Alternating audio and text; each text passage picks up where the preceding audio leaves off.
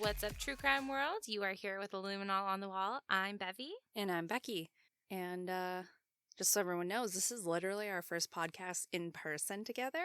In how long, Bevy? Well, since I gave birth for sure, which is like 6 months ago. First of all, can't believe that. I can't believe my baby is like half a year old.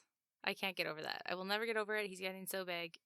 He's almost crawling, and I just can't. But anyways, I feel like we talk about my baby every time we get on here. Yeah. And while that's amazing, and Obviously. he's amazing, there's other shit going on. Oh, speaking of shit, I'll tell you about shit, okay? All right. Okay. As everyone knows, I have been doing like a little bit of renovation work, right? Yeah.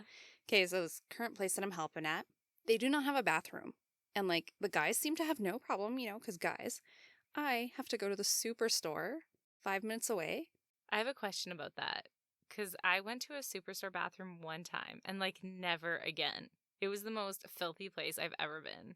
Okay, I have mixed feelings about it. Okay. Because, yes, literally the most filthy bathroom probably ever. Yeah. But the best, those giant rolls of toilet paper that are normally like paper thin? Yeah. They have great toilet paper. Oh, okay. It is worth the drive and worth the not so awesome bathrooms. All right. However, I went there the other day. Bevy, I was horrified. Okay, so there's 3 stalls. One, the handicap stall, and for like people with children. I don't automatically go in that stall because, it's not the right thing to do. Sure. Unless you're desperate. There's another stall that I normally go in. I don't know why. It's against the wall. Feel safer or something. I don't know. Anyways, lady's drying her hands, blocking the entrance, so I go to the middle door. Oh no, this is like where it all goes wrong. You stray away from your norm. I know. The middle God. door. There is the biggest shit just sitting on the toilet seat. What? It's like someone fucking hovered over it and just shat everywhere. It was on the walls. It was on the floor. It was on the toilet rim. What the fudge? I know. So at that point, I'm like, oh God, now I have to go in the handicap stall. Right. So I did. Was it better or worse? Yeah, there was no shit on it, so. Thank God. Yeah, that's a positive. Thank God there wasn't like a serial shitter. Just like one bathroom, second bathroom, third bathroom. I'd be like, oh my God, no, I have to go to the 7-Eleven now, which is even worse than the superstore. God. So true. Like, I've never been to a nice 7-Eleven bathroom. So anyways. Same. Bevy, who fucking shits on a toilet seat? Okay, I get as a woman, you don't always want to lay that tushy on the seat. But if you hover and you shit on the seat, would you clean it up? Hell yes, I would. Me too. Like literally, even if I leave skid marks in the toilet bowl, I spend like 10 minutes trying to flush that shit down. Right? Yeah, you don't want to leave that remnants, right? No. Never mind the whole shit. Yeah. So I was shocked. I was like, oh God, women are so disgusting. Like, do men see that stuff? Hell yeah, they do. I bet they do. Men are also gross they at times, do. so we can't. It's not just women. So anyways, that was in a public place, and to whoever did that, like, shame on you for leaving it there.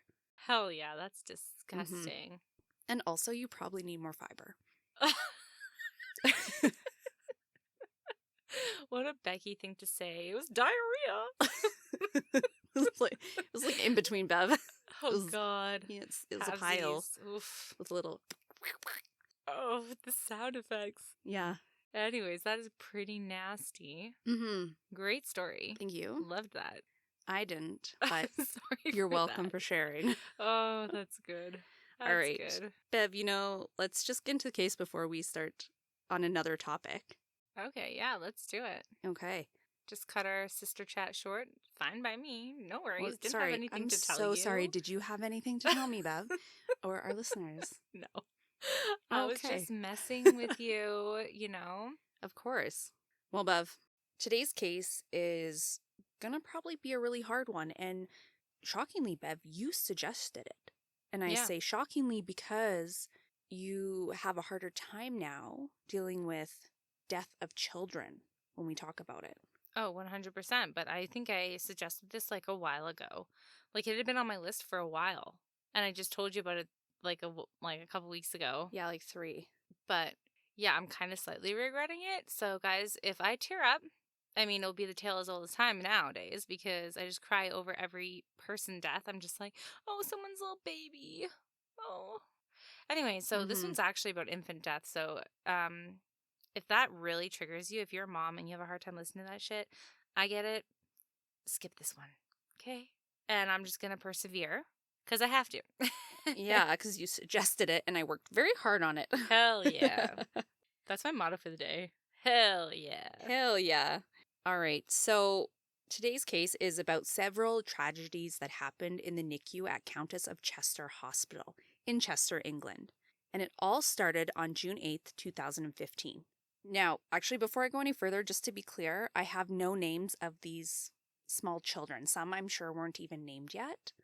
So we are referring to them as baby A, B, C, and so on. Oh, God. So I'm sorry if you like hearing names, but I don't even have them to give. All right. So, who was baby A, Becky? Baby A was a boy and baby B was a girl.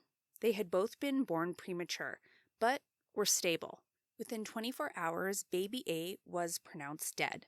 Only a few hours after baby A was born, his vitals dropped and his health became critical. Wait. Medical staff immediately began to work on him, trying their best to stabilize him. But sadly, he passed away before his parents got to be with him. His cause of death was an air embolism, also referred to as a gas embolism. Now, premature babies or preemies are already high risk when they're born. Depending on how early they were born, there could be a huge onslaught of complications. They may have undeveloped organs and may need assistance to fully function. And until they are cleared, it can be a really scary time for families. Now, an air embolism happens when air bubbles get into your bloodstream and block a vein or artery. This can occur when air is accidentally pushed into the body through a needle, an IV line, or a catheter. It can also happen during surgery, especially brain surgeries, though doctors are usually able to catch and fix the problem right away. Sometimes an air embolism can happen after a lung injury. If someone's lung is damaged and they're put on a ventilator, the air pressure from the machine might force air into a vein or artery. This is also what can happen to scuba divers and what puts them at risk. If a diver holds their breath underwater or comes up too quickly, a small air sac in their lungs can burst, letting air into the bloodstream. However, doctors and nurses are trained to prevent air embolisms and treat them quickly if they happen. So, it is a little shocking that baby A had one. So when baby A died, obviously it was heart-wrenching and doctors and nurses did everything they could for this child, but it just didn't work. Now, this NICU typically only averages 2 to 3 infant deaths per year. So initially, baby A was seen as an unfortunate death. But like part of the statistic or part of the statistical probability. Yes. Right. Right? So it was sad and unfortunate, but it's not like they're looking into it any deeper than that. Right. These things can happen. Mm-hmm. On the night of June 9th, 2015, just the following day, the remaining twin child B collapses with similar issues. Fortunately, baby B was successfully resuscitated. Now, Bev, what are the chances that two babies would have the same issue, even though they're twins? Obviously, it's not going to be a high chance of that occurring, considering the statistical data that you just gave us, Becky. Mm-hmm. So yeah, pretty rare. I would say pretty rare. I'm really scary for the family because it's both their babies. Yeah, that would be a whirlwind of emotions. Mm-hmm. My girlfriend, she had her baby, and she had a moment where, like, in the hospital, her baby's lips turned blue, and it was a really scary moment for her and her husband. And when they got home, obviously they're like obsessed with her breathing, like her sounds she's making. It's like very traumatizing when something like that happens to your baby. Like you spend 9 months just waiting for the arrival of this human, and the last thing you want is something to go wrong. So to have that happen twice to the same family, like that would be traumatic to say the least. And now they're also dealing with the death of one of their babies. So yeah. As soon as it happens to baby B, they're probably like, what's wrong? Tripping balls, you know? Oh, yeah. They'll be keeping an eye on the baby forever, probably. Oh, my God. Yeah. So the following day, on June 10th, a baby boy, who we'll call baby C, was born prematurely, around 30 weeks. After 4 days in the unit, he was stable and being fed through a nasogastric tube. Now, in the early hours of June 14th, the baby suffered rapid organ failure and could not be saved. He died hours later in his parents' arms. The cause of death? Air embolism. Oh my God. I think that is like the saddest shit ever. Like they had all this hope. Mm-hmm. I'm already getting emotional. I can't even handle it. Oh my God. So that's 3 in like what? A very short time frame. Yeah, 2 deaths, 1 close call. Then a baby girl, baby D, was born on June 20th. Now, on the night of June 22nd, once again, child D collapses 3 times and ultimately died in her parents' arms on the morning of June 22nd. And once again, Bev, the child dies from an air embolism. Now, as you can imagine, this pattern is starting to raise some eyebrows for doctors and other staff. How are all these babies dying, who arguably were stable initially? And as a unit, they just hit and exceeded their yearly average death toll in 15 days. So obviously, they start looking into it, and they notice that each time a baby had collapsed, they were in the care of the same nurse. Her name? Lucy Letby. Coincidence? Maybe, but maybe not. It's suspicious nonetheless, right? Right? Gotta look into that lady. So, what's the process for like looking into a nurse that you think potentially might have a knack for murdering babies, Becky? Well, the unit manager and one of the doctors, Dr. Stephen Brary, conducted an informal review and reported the incident to the committee of the NHS, the foundation trust responsible for addressing serious incidents. When the situation was reviewed, the committee classed the deaths as medication errors, and that leading up to this, nobody actually had any concerns about Lucy's practice. So, honest mistakes? I guess, maybe no mistake at all. Unfortunate But medication error. medication errors, like the nurse is the one that would be providing medicine Yes. to the babies. So, I mean, if your error rate is that high, like maybe you should, I don't know, something should be done anyways. Like this is leading to people losing their babies. Mm-hmm. So if you have that high of an error rate, like you should get taken off the ward and maybe like your skills should be reviewed and looked at and to make sure you can administer medication properly. Yeah? For sure, yeah. So I don't know. That's kind of wild. But leading up to it, There she's was pretty nothing. okay nurse. So maybe they're just like, let's wait and see. Although I think it's pretty big chance to take. Yeah. Okay. So So here's a little bit of background about Lucy Letby. As we know, she was a nurse. She was from Hereford. She was also born in 1990. She specialized in neonatal intensive care. She earned her nursing degree at the University of Chester in 2011, but she had initially failed her final year student placement. for medication errors? No, just kidding. Well, Bev, her first assessor reported Lucy seemed to lack clinical and medication knowledge. Oh, shit. She also needed more experience in picking up on nonverbal signs of anxiety or distress from parents. She'd also found Lucy to be kind of cold. Okay, this is an interesting point just because I do have experience like with nurses at the hospital after giving birth to Colson, right? Mm-hmm. And there was an instance where I did have a nurse who I felt lacked that compassion and that empathy for me and what I was going through, what my body had gone through. She was a younger girl. And I don't know if it was like her delivery of her communication or what have you. But I basically ended up telling her that I needed space from her. And she never came back. I think she came back like 10 minutes later and was like very more kind to me in that moment. But then I had a whole different nurse come on, and maybe she told somebody like, this girl's not doing what I want, da da da da. Because yeah, I was just like, my body's just gone through a lot, and she was like forcing me to do some stuff that I obviously needed to do, but like I was just so done with it all, and I just wanted to like get home, and I just didn't want anything else around that area. So I was having a hard time with it all, right? Yeah. Um Anyways, so this being said, she lacked like some empathy just for like what I was going through. Obviously, my anxiety over what I still had to do to like the steps I had to take to get out of the hospital. So if anyone knows, it's like I'm kind of being vague about it, but I should just say it because it's Yeah. like it doesn't even matter. It was just like I had to get a catheter because I had an epidural and I needed a catheter because when you're so like numb in that area and the medication is still in there, your body does not get the signals to go to the bathroom. And so Yeah. your bladder fills up and you don't know, and your bladder could burst. There could be infections. Like it can go really wrong. But I just didn't want another like catheter or something around me in that area. I was just anxious about it. I was just probably overstimulated with everything that went on with my body, you know? And she was like, well, you need to get this done.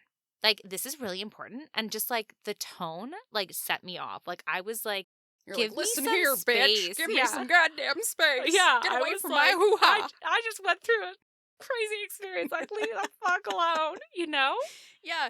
And so when the new nurse came on, she was so kind. She explained to me exactly why I needed the catheter. She was like very validating in my experience. Like, I understand that you've been through a lot, you know, and she just had that empathy. And trust me when I say it made the world of a difference. Oh, yeah. Like, I bet. So, I mean, from the patient's perspective, I could see how that would be concerning. And then also, can we like psychologicalize it a little bit? Because if you don't notice, if you like are not understanding other people's emotions at all and don't have the empathy to like even Like hear them attend to them, out or be aware. yeah, like maybe that says something about her psychological state, that she might be lacking some empathy for other people or even seeing things that she might need to have empathy for. Which actually seems like a pretty important thing to have if you're going to become a nurse. Hell yeah. No matter who you're dealing with. That's right. You know? Totally. So, after failing her first assessment, Lucy requested a new assessor, because clearly they were the problem. And she passed the retrieval replacement and began working at the Countess of Chester Hospital. Oh, Lord. Okay. Yeah, so it's like if you get a driving instructor, be like, they were the worst.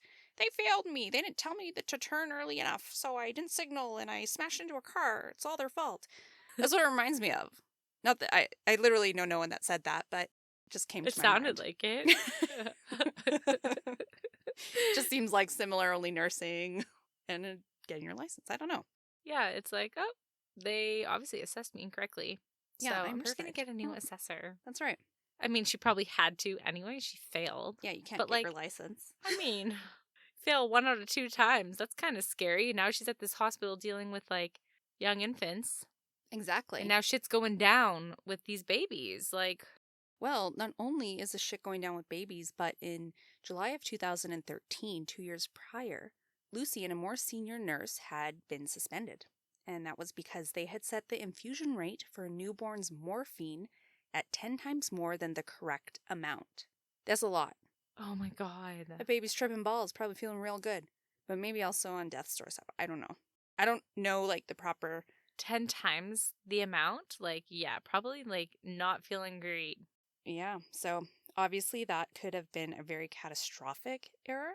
And, you know, they were suspended for that. I'm sorry. There was nothing in her history prior to the decision by the review board that was sketchy? Because I think it was like there was a mistake.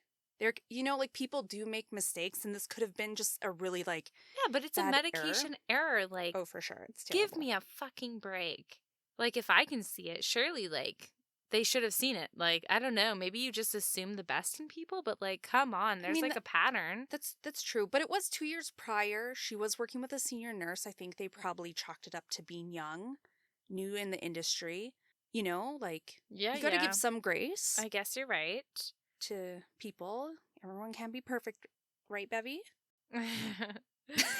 So anyways, this yeah, bitch. I feel outed. I'm working on it. Okay. Yep. Okay. Well, at the time, Lucy was pretty pissed that she got suspended. But she was required to undergo extra training because, like, that's unacceptable at the end of the day. Right. Virtually, her suspension was lifted a week later. And when Lucy returned to work, she mentioned to her colleagues the suspension was an over-escalation, which the deputy ward manager actually disputed. They're like, no, you almost killed a baby. Yeah. That was very You valid. done fucked up. You're lucky it was only a week. Yeah, Like, seriously. get over yourself, Lucy. Now, Becky, you might just want to give some grace. It was an honest mistake.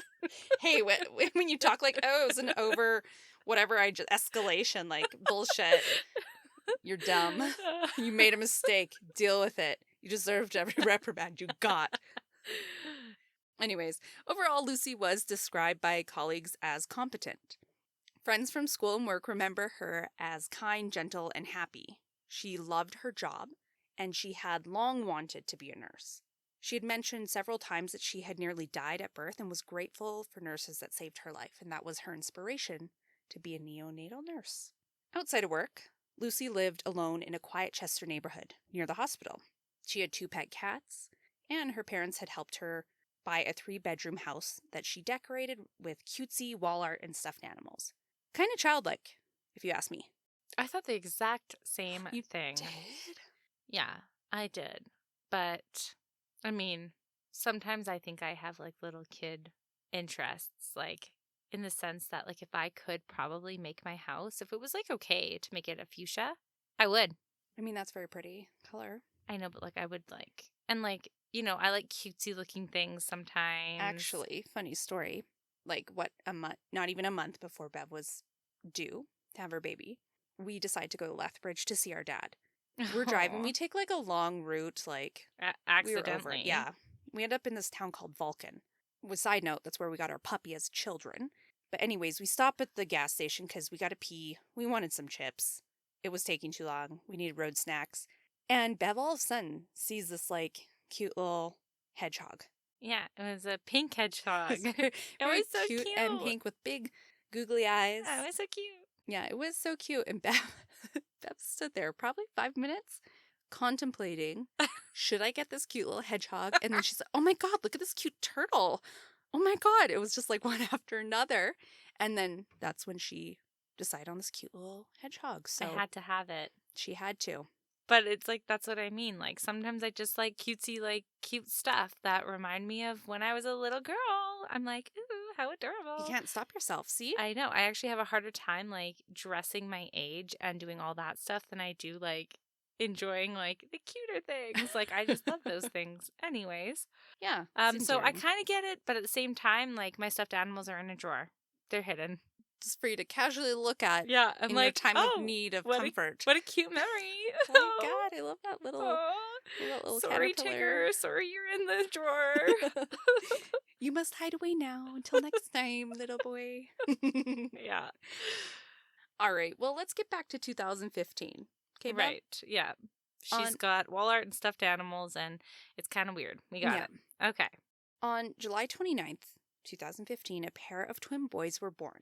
We will call them baby E and F. A few days later, on August 4th, 2015, Lucy was working the night shift and was the assigned nurse for both baby E and F. And just like the previous mentioned babies, baby E collapsed and died from a massive hemorrhage. The doctors initially thought it was necrotizing enterocolitis, which is a serious intestinal disease that most often affects premature babies. But the bleeding from the hemorrhage and later evidence proved it was an air embolism, just like the previous babies in Lucy's care. The next night, the 4th and 5th of August, child F suffered severe hypoglycemia. He survived, but suffered permanent brain damage and disabilities. It was later determined that baby F was given a small dose of insulin that wasn't prescribed. And once again, this brought more attention and suspicion on Lucy by coworkers. The following month in September, baby G, a very premature baby girl who had been born in May 2015 at 24 weeks, had just hit her 100th day in the neonatal unit on September 7th. She was finally improving. That was until she started vomiting and crashed. Her heart rate and oxygen plummeted. She had been given too much milk and air. However, this little girl survived. But 5 days later, on September 12th, there was a repeat of the same incident. Baby G was overfed, baby G vomited, and again stopped breathing. This left baby G with profound injuries. She was left blind, unable to feed normally, and had severe scoliosis. Her father later noted she will always be in her chair. And just like the previous babies, Lucy Letby was her nurse. Oh my God. I feel so upset by that one in particular because she was like improving 100 days like in the hospital's care, Mm-hmm. and like she survived it once and then it happened again. And like the thing that's really bothering me is like obviously I believe Lucy Letby is this baby murderer because I think she's trying to get more creative with how she's killing these babies. Like she was caught initially with a medication error. She was reviewed and looked into again, and it was deemed medication error. So now she kind of has to like switch up her tactics, is what it seems. And it's just so sick that she's so like persistent to kill these babies. Like, Mm-hmm. I just feel so, so sad. I mean, I know that this young girl did not die, but like, as her father said, like, she will always be in her chair. I'm guessing wheelchair. Mm-hmm. Like, she's wheelchair bound. She didn't even get a chance. And it was completely as like due to negligent care. For sure. Oh my God, if that was Coulson, Lord Almighty. Yeah. I mean, you wouldn't It's, know probably, but like your baby's overfed. Like, how irresponsible do you have to freaking be? oh, for sure, right? Mm-hmm. Like, it's like that, it's like, you fool me once, shame on you. Fool me twice, shame on me. Although that's not quite the right saying in this circumstance, but it's like, she just keeps doing it, right? And no one really knows what's happening. But she was looked into, and now she's carrying on, so it's like, shame on the hospital. Yeah. Also, Lucy, that's an obvious, but the hospital too, right? And these parents are completely unaware of what's going on, and they just think their child's dying, right? They Yeah. just think they lost their child. Oh, God. Yeah. It's infuriating, isn't it? Oh, I have to say, I think I was so angry writing this and doing the research. And it's like, as you read more about it, you're like, what the fuck is wrong with anyone in this situation? Yeah. You know? Totally. All right. So another baby was born in August of 2015. We'll call them baby H. Little baby H endured multiple collapses from late September into October. On the night of the 22nd to the 23rd, air was injected into baby H's veins and after collapsing could not be revived. So again, this baby has suffered multiple times. Next is baby I. They were born on June 21st, 2016. He had collapsed on multiple occasions once again and eventually passed away from another collapse from an air embolism. Around that same time, triplets, baby O, P, and Q, were born at 33 weeks. Child O, the second born, collapsed on June 23rd, and child P the next day. Both babies ultimately died from air being injected into their system. Baby O also suffered a huge liver injury, which eventually they were able to rule out that it wasn't caused from aggressive resuscitation, meaning that the liver injury happened at some other point. But how did it happen is a question, right? Now, after babies O and P both died, the third triplet, Q, was transferred out of the unit for their own safety. The fact that you transfer a baby out of the unit for their own safety has to say that you must, like, have suspicions of something going on. Yeah? Like, Yeah. why else would you, why would you think the unit was the problem? Right? I'm just so confused by that. I'm so, like, upset. Oh my God. Can we just, like, get through this really quick? Because holy shit, Becky, there's more. There is more. Now, for babies L, M, and N, they all survived. L and M were another set of twins. Now, this is where things start to shift. On June 24th, 2016, Stephen Breary phoned the duty executive after 2 more deaths had occurred shortly after Letby returned from a holiday in Ibiza. Stephen insisted she be removed from the unit, but the duty executive insisted that Letby was safe for work. Like, are you fucked? Are you mentally capable to have this job if you're determining she's fine? Like, we're on, like, we're almost through the whole fucking alphabet at this point. I know. Oh my God. Could you imagine being Steven and being like, Oh, you'd be infuriated, Becky. something is Oh so my wrong God. and you are not listening to me or taking this fucking seriously? Like, Yeah. babies are dying left, right, and center. Yeah. We've, like, almost tripled our yearly, like, death toll. I think even, like, more than that, actually. or close to it, like Mm-hmm. maybe 4 or 5 times. Um, Also, I think just the fact that she leaves, nothing happens. She comes back, things start to happen again. Like, that's pretty suspicious. For sure. Like, oh God. Now, keep in mind, like, all those babies died, but the rest of the alphabet up to Q, there were several attempts who Right. just, they made it through. They didn't die. They were able to be resuscitated. Yeah. So, like, thank God that that There's happened for been a those lot of babies, deaths, but but there's also been, a lot of saving too. yeah.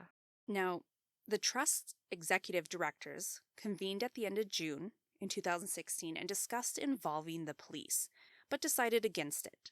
The medical director and chief executive instead organized a review through the Royal College of Pediatrics and Child Health. If anyone cares, RCPCH. Now, Lucy was quietly removed from the unit, working her last shift on June 30th, and she was given office duties, though no one in the hospital announced why. I wonder they're trying to keep it under wraps because of their negligent bullshit.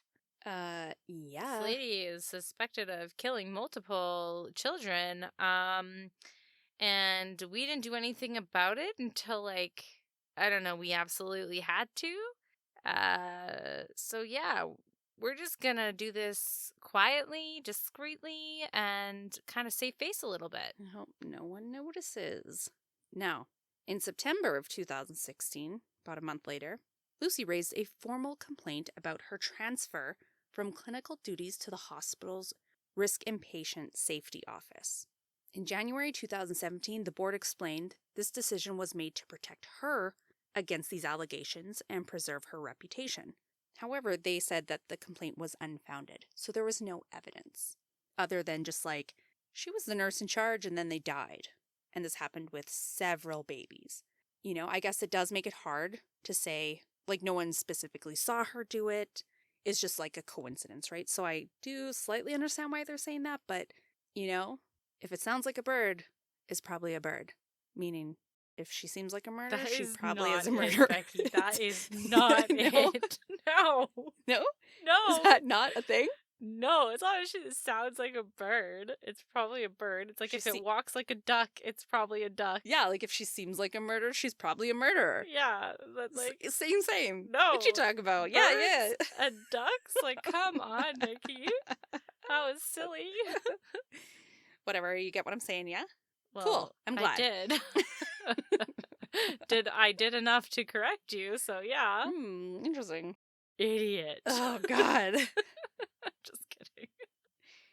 All right. Well, anyways, Bevy, the chief executive had met with Lucy and her parents because, you know, got to get your parents involved. And this happened on the 22nd of December, 2016. The chief executive apologized on behalf of the trust and later ordered Stephen and the manager to send letters of apology to Lucy. If they didn't, they would be reprimanded. So, begrudgingly, they did that in February of 2017. After the letters were sent, it was decided that in May of 2017, Lucy would return to nursing. Learning of this, in March 2017, 4 consultants, including Stephen Breary and Ravi Jairam, asked management to involve the police after receiving advice for further investigation from the regional neonatal lead. And on April 27th, they finally met with the police to raise their concerns. They needed to do this before another infant died at the hands of Lucy Letby. Breary and Jairam told the police that infant collapses are nearly always explainable. And these ones were not, right? These ones were not. It was at that point a formal criminal investigation began. Well, thank God for some of these doctors. Like, who's this chief executive person or whatever? Because, like, isn't that the second time they've kind of shut down the doctors? Yeah. What the hell? I know. Wouldn't you be concerned, like, that babies have died at, like, an exponential rate when she's on shift and she's the nurse for all of them? Like, wouldn't that be concerning? I just don't understand. Thank God for these doctors who see what's going on and, like, are fighting for their future patients. Mm-hmm. Like, and the families that they that should come into the hospital trusting the staff to take care of you. Oh my God. You know, now this is just like a total side note, but I just had it in my head. There was one point where one of the nurses took Coulson out of the room. Mm. They did it for I don't even remember. It was to do a test or something, and just like he was upset and they were taking him, kind of thought to give me a break or whatever. Mm-hmm. And as the nurse was leaving, I like had a mini panic attack inside. Like, why are you taking my son away from me? Like, it doesn't give me peace to have you take him out of my room. For Like, I sure. just was scared a little bit. Mm-hmm. Of course, she acted with integrity. My baby was returned to me. It was not a problem. But you know what I mean? Like, I could trust her, and I was still scared. So I don't know. It's like you go into hospital thinking you can trust the staff taking care of you. Sure. And if you can't, like, that's crazy. So, one, I'm just happy that the doctors are doing that. Mm-hmm. But two, I cannot believe the chief executor, like, Yo, I would have fucking thrown holy a shit. fit if I was trying to like be like, yo, something's wrong. We need to have her not be dealing with patients and you need to listen and do something about it. And then if my boss was like, you have to write a letter or you're going to be in big trouble, I would fucking flip a desk. Be like, fuck you, bitch. I am not writing a letter of apology. That being said, now this is like, I feel like I'm putting my Craig hat on because Craig works in a job that's like pretty political, I think. Like, a lot of businesses are like that. Like, it can get like that anyways. And if you freak out and say you quit, or like you freak out and you get suspended or you lose your job, then you actually are helpless to address the situation further in the future. And like in this instance, they are continue to advocate for her not being on shift, which I think is important, obviously. So ultimately, I think sending the letter is like the lesser of two evils, because yeah, you send a letter apologizing knowing you're lying out your freaking teeth, but then you can continue to, do what is right. Yeah. I totally get that. And, I honestly talk a big game. I'd say Yeah, you wouldn't flip a flip desk. anything. I'm not like that in real life, but emotionally, my you'd be my heart seething. would be flipping desks. Oh, 100%. Yeah. Your However, sleep would be affected, and that's saying a lot. yeah, I'm a ridiculously good sleeper. Yeah, you'd be like, oh my God, I haven't slept in 20 years. Insomnia. They let that nurse keep working, and I said nothing. My eyes perma twitching. Holy shit. No, I honestly would be so pissed. I think after I had it dealt with, I would probably look for a job somewhere else. Be like, I don't trust your fucking integrity. And that's not right, especially for a hospital. And I think sometimes with these situations, it's kind of like I don't know, something really bad has to happen before people get their ducks in a row. Sorry, before people get their birds in a row. God damn it, Bev. That worked out beautifully. Yeah. But like, it's very true. Yeah. Like, sometimes, like, I worked at an organization and someone was murdered on shift. And it was then that like more intense like precautions got put into place. But it's like, but someone had to die. Like, babies had to die for, maybe you to change how you do things. And I'm not saying, I don't even know if they have, obviously. We'll find out. But surely eventually, now that the police are involved, something's got to give within the hospital and the administration and their decision making and their processes. Oh yeah. But yeah, it always sucks that something like this has to go on for a long time for sometimes people to like see things clearly. Ugh. What is really unfortunate about this though, and I can see how there's a tiny bit of gray area in regards to reprimanding Lucy or firing her or something, because like I said earlier, these are things that aren't easily like provable that she did it, like if someone stabs someone, it's like, oh, she was the only nurse there. Of course she stabbed him, because a 30-week-old baby is not going to stab themselves. They don't even have like fully grown organs or whatever. Or limbs. I mean, you've seen Coulson try to put a spoon to his mouth. Holy shit. Yeah, that's adorable. But not stabbing. Yeah, not happening. Like something that's so out of the ordinary where it's like a stabbing. You can only blame her if she's the adult in the room. But something like this, it could be like an accident, or she's really just that dumb. But either way, even if she's dumb, it's like you need a review. You need other education, and you do need to be suspended till you learn that better.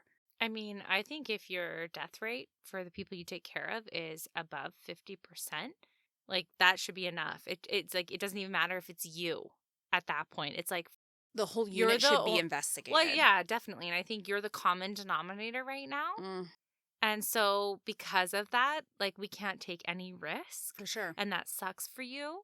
And we don't have evidence to say the contrary, but you are the common denominator. Mhm. And that's enough for us to like take a step back and maybe remove you. But they didn't do that. Like, I don't know. It's just like, I can't handle that. Like how much lack of like care, Lack of empathy, as we were talking. Like, understanding, god damn. like lack of awareness that children are dying, and that's concerning because it, even if, I don't know, let's say it was something in the fucking water or the oxygen that was doing it, I don't know, or like a faulty piece of equipment that no one knew about. Yeah. So that has to be fixed regardless, right? And But you like, have to say, take responsibility. if you take out the common denominator, Lucy Letby, and everything stops, then you kind of know, right?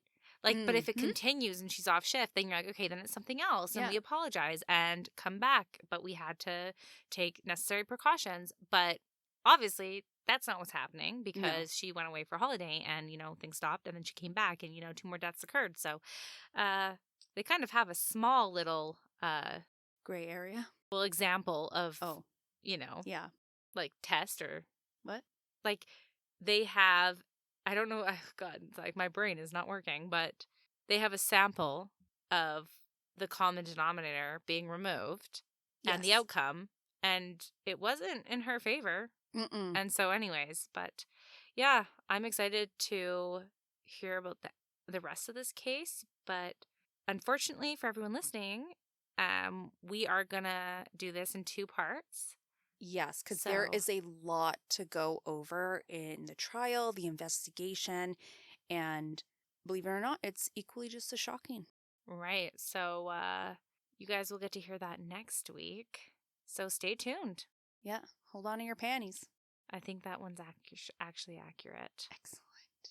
All Is right. it? Let's sign Hold out on to before your you. horses. Hold on to your panties. Hmm. I think it might be horses, because why would you hold on to your panties?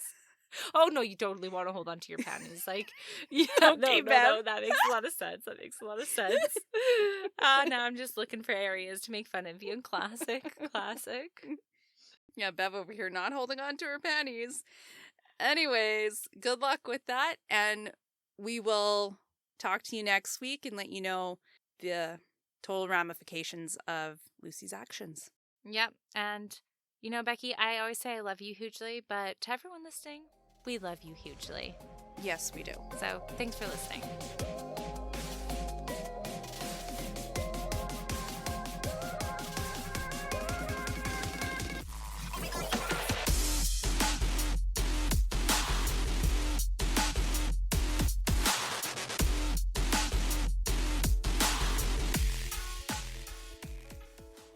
And just your weekly reminder to download our weekly episodes, follow us on Spotify or Apple Music or whatever streaming platform you listen to us on, and give us a follow on our social medias. You can find us at Luminol on the Wall. Can't wait till next week.